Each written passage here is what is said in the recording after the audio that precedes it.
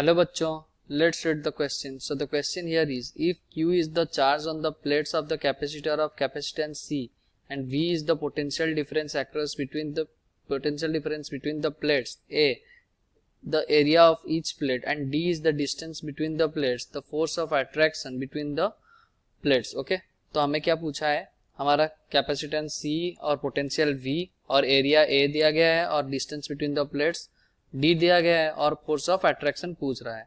So the key concept of question here is, first we have to know force on capacitor का formula क्या होगा. Force on capacitor, okay, ये कितना है, Q square upon 2A epsilon naught. Okay, और energy क्या है, energy equals to half C V square और Q स्क्वायर अपॉन 2C और हाफ Q इंटू V.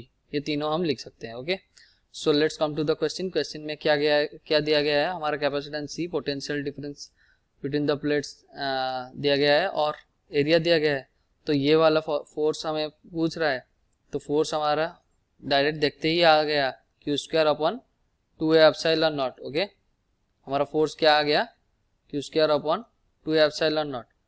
और इसको अगर हम और एक्सपेंड करें, Q square upon 2A epsilon not, इसको अगर हम epsilon not A upon D कर ले और इधर D मल्टीप्लाई कर ले, ये क्या हो जाएगा, Q square upon 2 epsilon not A upon D. Okay, epsilon not A upon D, ये क्या हो जाएगा, ये है कैपेसिटेंस, मतलब C हो गया, ये C और ये D हो गया. तो Q स्क्वायर को हम क्या लिख सकते हैं, ये चार्ज किया गया है पोटेंशियल V से, तो हम लिख सकते हैं C square V square upon 2CD.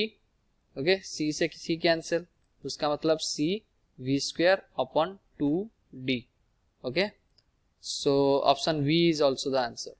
Hope you understood well. Best of luck. Thank you.